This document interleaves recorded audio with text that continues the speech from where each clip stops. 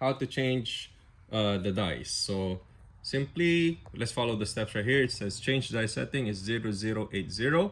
So we set that here on the dial. So 0080. Close.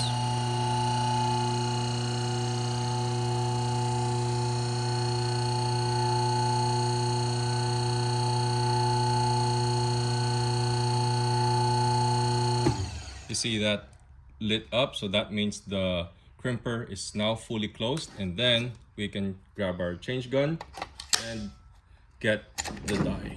So that's it. Now, how to load the new one.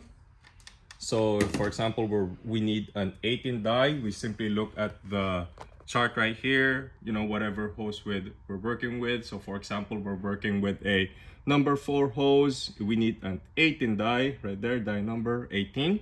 So we just grab it from the side. Everything's properly labeled. 18 die, grab it. We maintain the 0080 and load. One thing you need to keep in mind is for this to always be flat, and then we open. It's very important to open up the crimper before we change the setting. So on top, back at the crimp chart, our setting is 0010 for crimping. So before we touch the die again, make sure it's open, and then we change the setting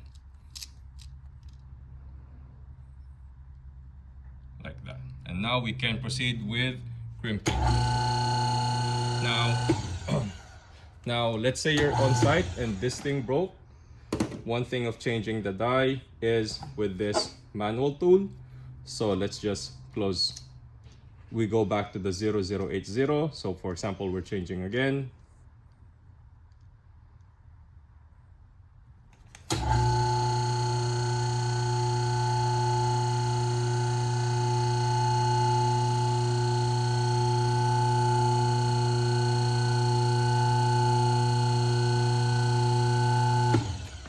So we simply load that there, take it off, and then we just have to do this one by one. Like so.